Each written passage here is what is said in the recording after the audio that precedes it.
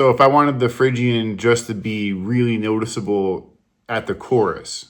There's a lot of times in songs where people actually mix the minor scale and the Phrygian. In that case, remember, what's the only difference between an E Phrygian and an E minor?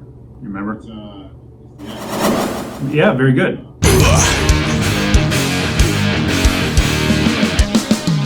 First of all, play me the little riff again, or the melody that you're thinking of.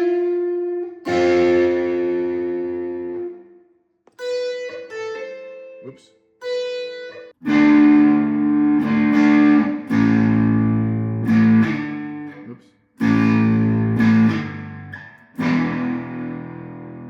The thing you gotta watch out for is your first little lick there that you did, or phrase. You went E to F certainly, but there's two things here that we need to be careful for. You kind of emphasized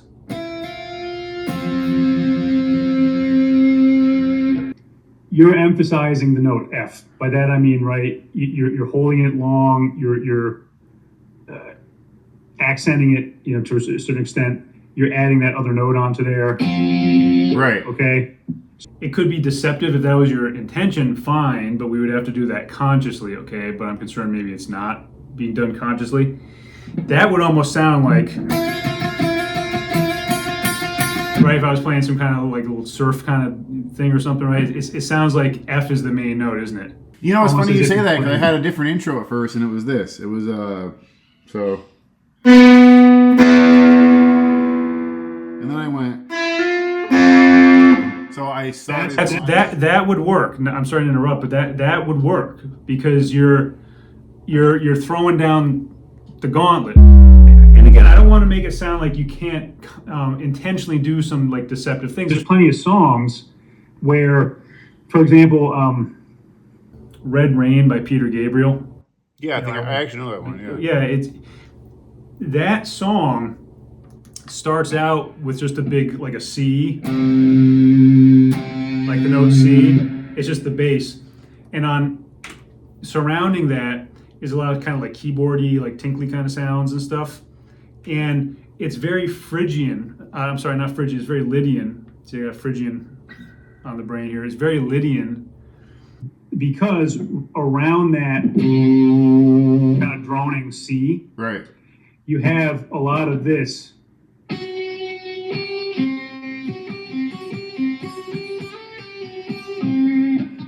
Meaning you're hearing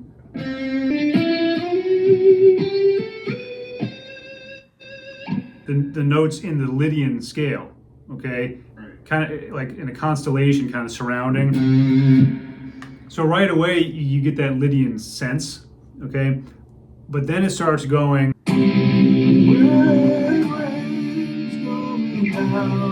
Basically it's a C major to a D major. We've talked about how if you got your one chord that's major, like in that case C major, and then you go a whole step higher to another major chord, that's really a characteristic chord progression for Lydian. It resolves after that intro. He goes.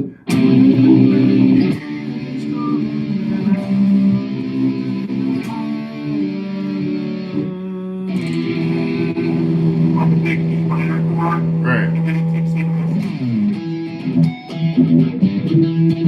Like whatever the bass is doing, right? So clearly you actually find out that in fact his intention is, hey, this really is E minor, okay, the E minor scale, and that this C major, D major were in his mind as the songwriter, the 6 and the 7, if we're talking Roman numerals, and then this. It certainly is Lydian in the beginning, but he's intentionally kind of, I don't want to say fooling you, but he's intentionally using that as a songwriting device. And now show me again, please, the chords there you were doing, like the power chords.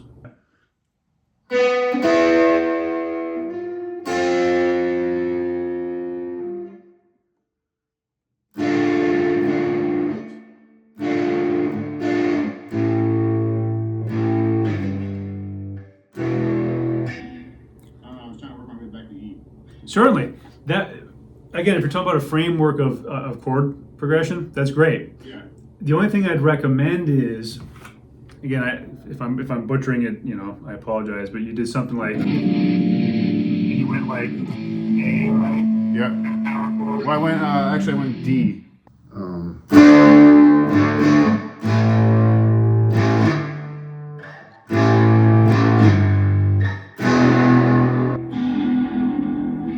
Yes.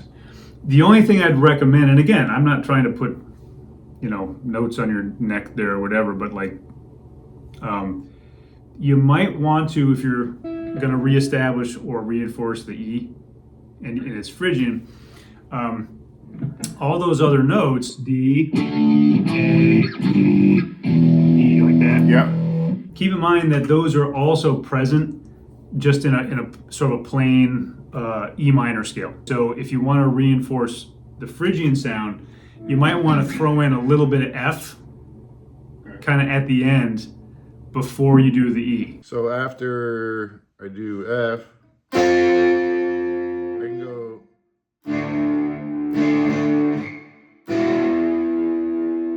Oh no, I just mean let me restate that. During this part where you had the D minor, Yeah. the A,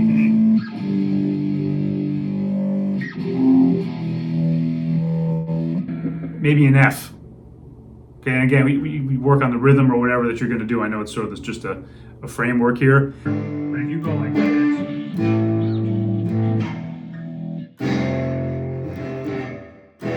Okay. And again, as long as the whole thing with songwriting is, as long as you're doing something intentionally or that you're aware of what the effect is going to be, the sky's the limit. You can do whatever you want. So I'm not suggesting you have to do that. I'm just saying if you don't do that, it may sound a bit more just like an expected sort of a minor, E minor scale instead of a Phrygian. So if I wanted the Phrygian just to be really noticeable at the chorus, so if I start off with it, kind of go away from it back to E minor only, can I come back to it like later on to make it more powerful, or would that not make sense? No, you certainly could. There's a lot of times in songs where people actually mix the minor scale and the Phrygian. I think that's probably what I'm going to want to do. I think that sounds like would fit the lyrics more. In that case, remember, what's the only difference between an E Phrygian and an E minor? You remember? Yeah. Yeah, very good. But like if I was going to do a E minor kind of a riff, right? And this is not the style you're doing, I'm aware. If I was going to go like,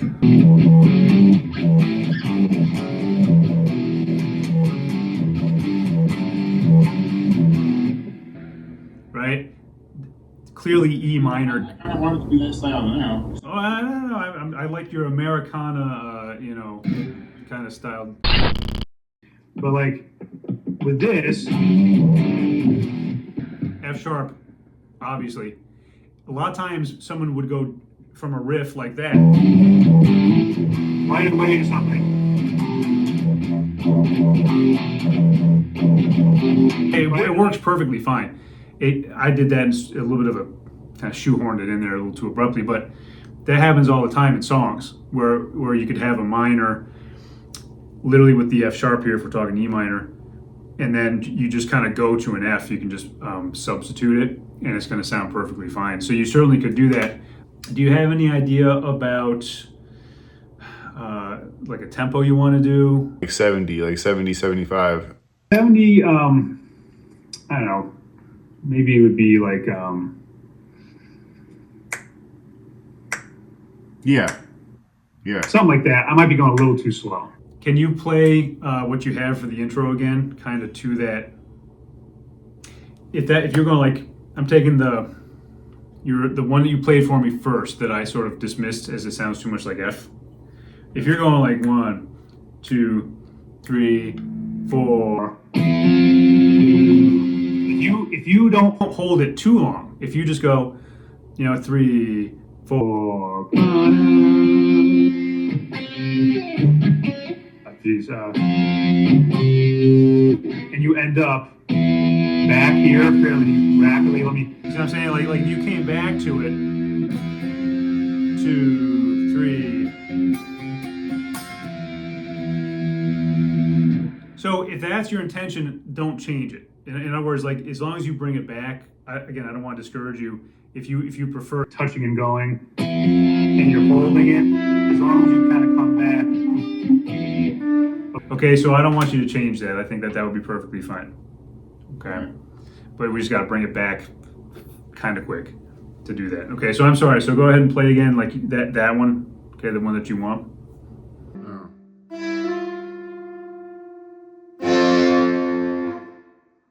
All right. Well, hang on. You know, you did something cool there. You did something cool where you went something like, and then you went like, you had something.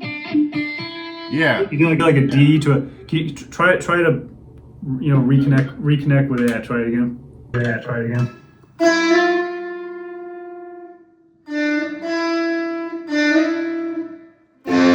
Try to do it, really keeping it as if you had that in the background, okay? 4.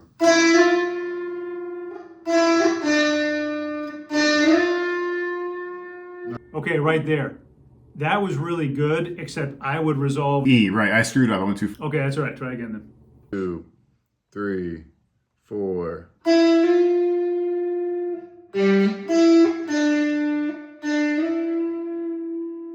Yeah. That works that's good, and we'll work on extending it maybe. In context now with that tempo, doing exactly what you did, it works out perfectly well, especially because you bring it back to the D and then resolve it. Can we write that in the book so I don't forget? I'll put the rhythm down as well. So if we're going, 1, 2, 3, 4. Little 16th note, little pickup right here. So this would be the last 16th of the measure, and you're sliding into this, and you are doing this, right? That little kind of reverse power chord thing, right? Can you play it for me one more time? Okay, cool. And then you had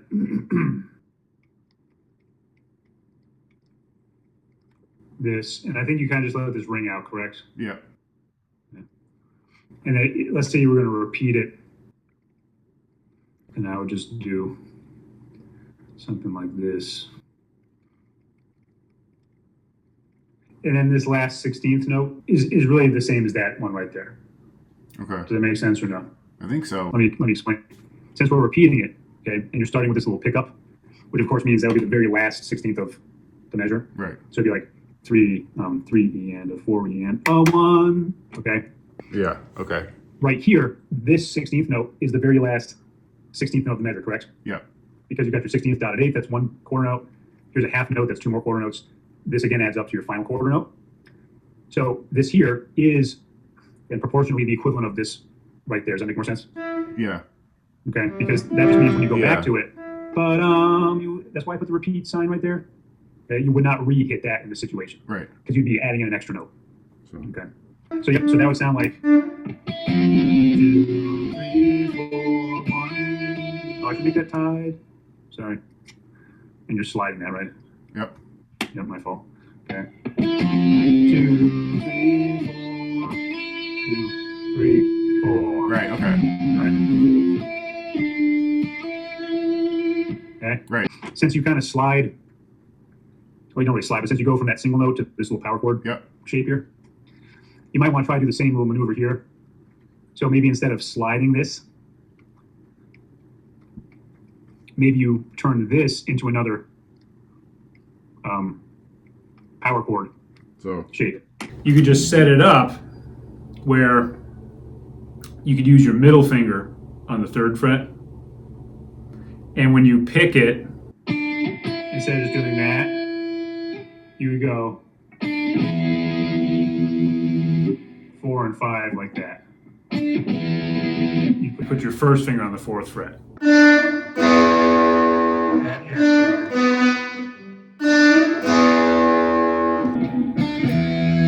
So that would just be that won't be difficult for you, but it's just remembering to do quick, two pick strokes in quick succession. Because if you put that together with the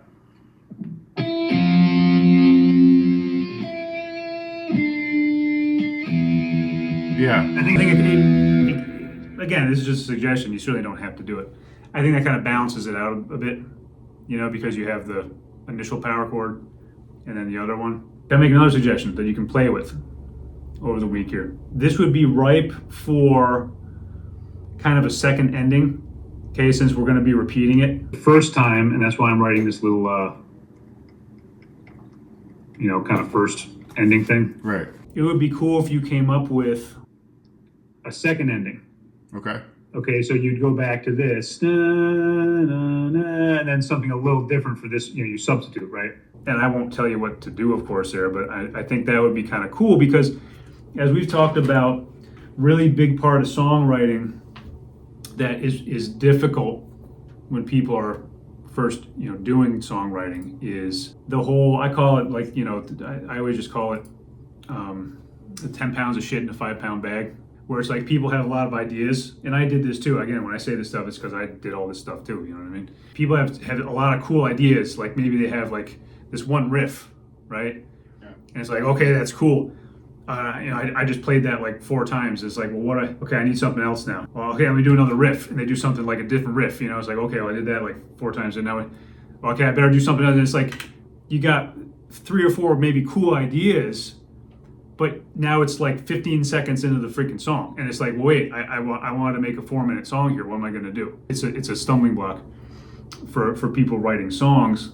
Kind of the cure for that is you don't want to just immediately do something new. You want to see if you can go back and sort of mine your previous ideas for something that you can then maybe make an extension of or a variation of. That's why something like this, having a second ending, would be cool, because now you're going to get more mileage out of the idea. Do you think you're going to be able to record the song, like just do a demo a little bit or something? You don't have to, of course, but if you can, even if it's not perfect, right? Just so you have something to work with, like a sketch pad.